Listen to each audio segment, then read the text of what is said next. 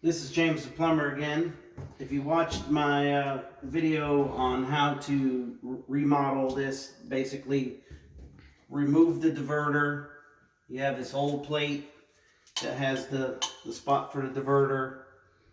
We replaced it with one that doesn't have the diverter. It has a cap on the inside. So now we're going to go ahead and take this old spout off that doesn't have a diverter on it, and we're going to put one that has a pull-up diverter on it. They have several different styles. This happens to be one that you just slip on. Here, let me see if it'll turn. No, it won't turn. So what I'm going to do is I'm going to take my channel locks and just stick it on the head of it and give it a turn.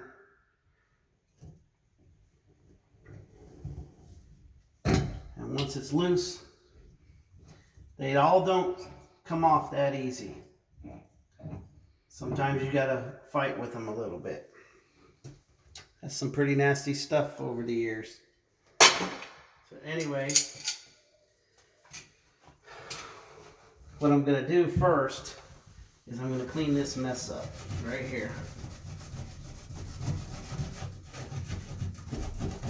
That's some nasty stuff there.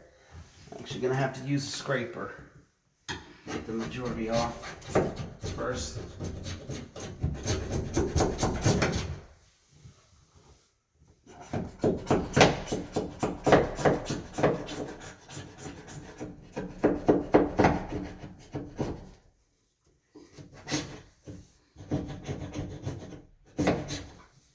Okay. Now let's clean the rest of it off.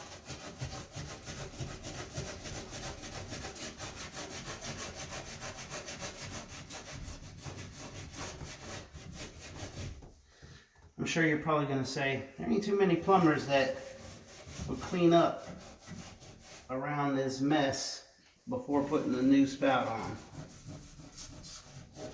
Which is probably true. But I treat it as if it was my house. And this is not my house, but anyway, so I have a new spout. This is push-on style. So I can't push it on because I have this. Now, if I had one that has the threads like that, of course I would put some Teflon tape on there and just screw it on. But this one here is a slip-on. So what I'm going to do is I have to cut the pipe back a little bit. So normally what I do is I'll cut it back basically to where there's about 2.5 to 3 inches sticking out of the wall.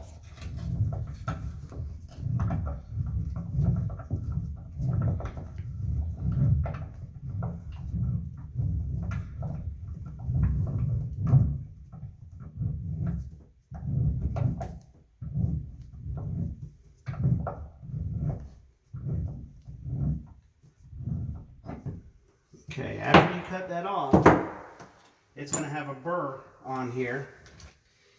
I'm going to go ahead and clean the burrs off on the inside as well.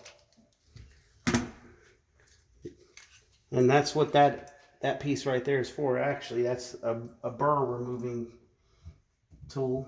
Actually, let me tighten that back up because it's going to move around.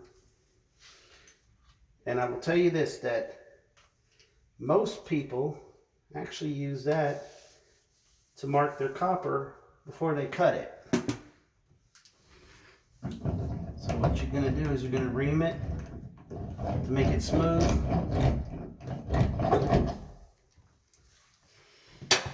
I like to clean up that part and then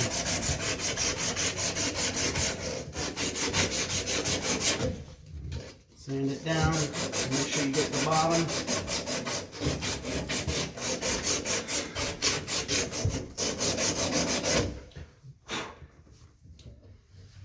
Alright, what that does is that cleans up the burr and it also cleans up the pipe, makes it easier for the new tub spout to push on.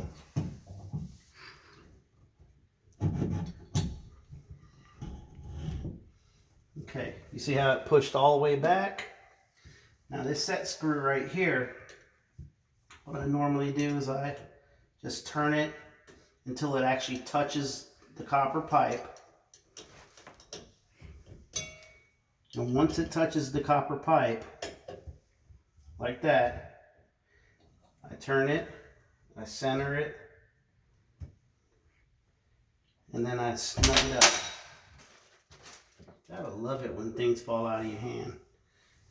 So you snug it up. Now this is actually the hard part. Once you've turned it upside down, getting the Allen wrench back on there. Normally,